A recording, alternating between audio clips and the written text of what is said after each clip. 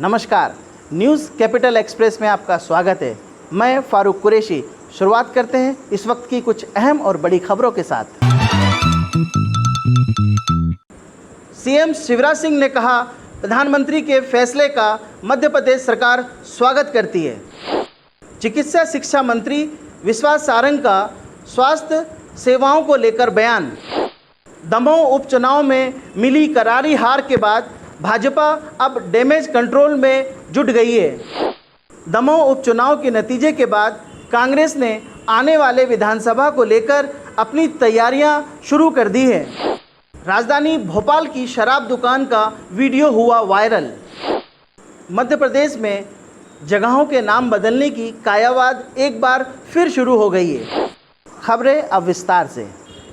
Cabinet बैठक में मुख्यमंत्री शिवराज सिंह चौहान का उद्बोधन। सीएम शिवराज सिंह ने कहा, प्रधानमंत्री के फैसले का मध्य प्रदेश सरकार स्वागत करती है। केंद्र सरकार ने कहा है 18 वर्ष से लेकर 44 वर्ष के युवाओं को निःशुल्क वैक्सीन लगाई जाएगी। प्रधानमंत्री गरीब कल्याण योजना के अंतर्गत गरीबों को नवंबर माह तक निःशुल्क राशन प्रदान किया जाएगा।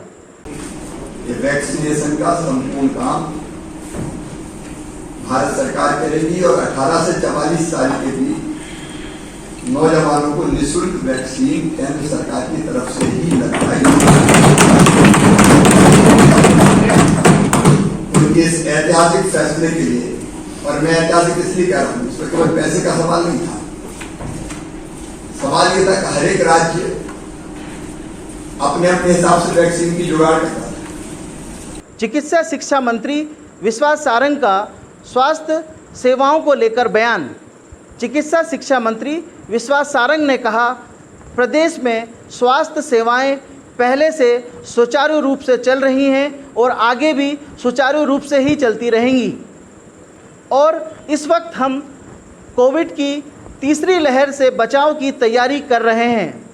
विश्वास सारंग ने कहा, मोदी ने विश्व में भारत का नाम रोशन किया है। कोविड की स्थिति को बेहतर तरीके से संभाली है और वैक्सीन में मोदी जी का बड़ा योगदान रहा है। अब केंद्र की तरफ से सभी राज्यों को निःशुल्क वैक्सीन दी जाएगी। प्रदेश में ब्लैक फंगस के इलाज में उपयोग होने वाले इंजेक्शन की किल्लत नहीं है। अब विश्वास सारंग ने कहा, कमलनाथ भ्रम फैलाने की राजनीति करते हैं। अब उन्हें कुछ समय आराम करने की ज़रूरत है। निश्चित रूप से सभी चिकित्सीय व्यवस्थाएं सुचारू रूप से चल रही थी और चलती रहेंगी।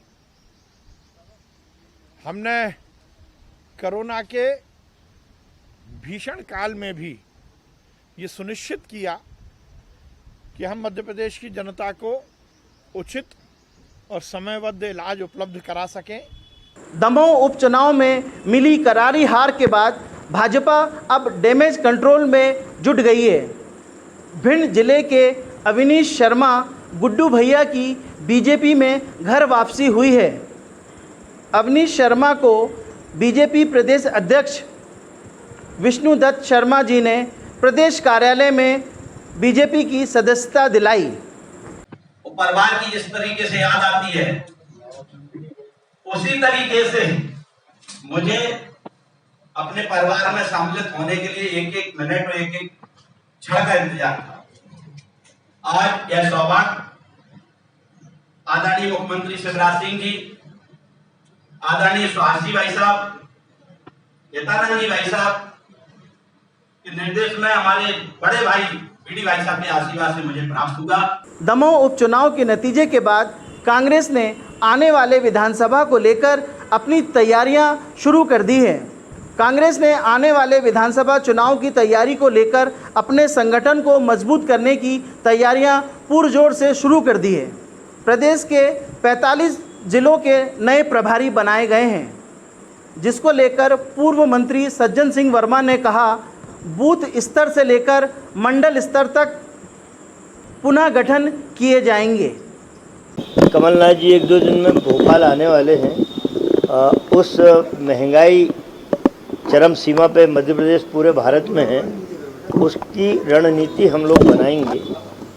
जनता बहुत दुखी है, जनता के जख्मों पे मरहम लगाने का काम करेंगे। जनता की लड़ाई हमें कांग्रेस में बैठे विपक्षी लोगों को लड़ना है। कोरोना की आड़ में नरेंद्र मोदी ने और इधर शिवराज बाबू ने कितना भयानक तांडव किया है। Diesel, petrol, gas, GDP, gas, diesel, petrol corona की आड़ में बेतहाशा बढ़ा दिया। आज कृषि मंत्री कमल पटेल के निवास स्थल पर किसानों सहित कई किसान नेता मूंग के समर्थन मूल्य पर खरीदी करवाने के ऐतिहासिक निर्णय के फैसले के लिए उनके निवास स्थल पर बधाई देने के लिए पहुंचे। इस अवसर पर प्रदेश किसान मोर्चा के अध्यक्ष ने कहा कि प्रदेश में एक के बाद एक किसानों के हित में कई निर्णय लिए गए हैं। पहले चना, सरसों, मसूर की खरीदी समर्थन मूल्य पर की गई, जिससे किसानों को 10,000 करोड़ का फायदा हुआ। और अब कृषि मंत्री कमल पटेल जी ने मूंग को भी समर्थन मूल्य पर खरीदी करवाने का ऐतिहासिक निर्णय करवाया। के नेतृत्व में हमने किसानों के हित में अनेक निर्णय लिए हैं। इन एक सवा साल में भारतीय जनता पार्टी की सरकार ने शिवराज जी के नेतृत्व में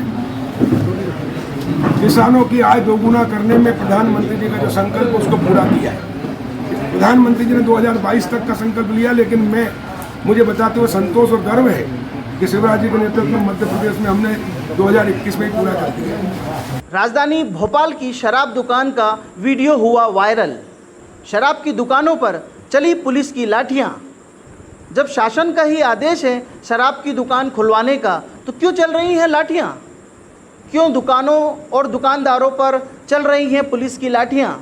11:30 बजे तक शासन का आदेश होने के बाद भी पुलिस नहीं बेचने दे रही शराब। मध्य प्रदेश में जगहों के नाम बदलने की कायावाद एक बार फिर शुरू हो गई है। भोपाल सांसद प्रज्ञा ठाकुर ने हलालपुर बस स्टैंड एवं लाल घाटी का नाम बदलने को लेकर भोपाल नगर निगम कमिश्नर एवं मुख्यमंत्री को पत्र लिखा।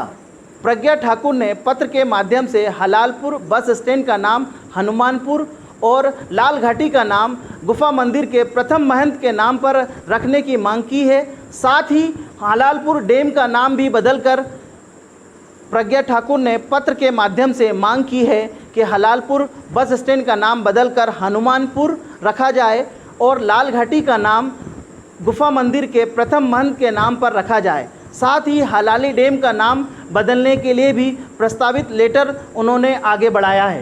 इसलिए उसका हलालपुरा बस स्टैंड नाम रखा गया, उसको भी परिवर्तित करके आज मैं पत्र लिख रही हूँ माननीय मुख्यमंत्री जी को और नगर निगम के कमिश्नर को कि उस हलालपुरा बस स्टैंड का नाम पास में ही ठीक बस स्टैंड के पास हनुमान गढ़ी है, तो टेकरी है, हनुमान टेकरी है, उस टेकरी के पास ही जो बस स्टैंड है जिसे हलालपुरा बस स्टैंड कहते हैं, उसका नाम बदल करके श्री हनुमानपुर बस स्टैंड नाम दिया जाए, ऐसा हमारा आग्रह है और ये मैं घोषणा करती हूँ। फिलहाल खबरों में इतना ही, तो हमें दीजिए इजाज़त। बने रहिए हमारे साथ ताज़ा तरीन खबरों के लिए। नमस्कार।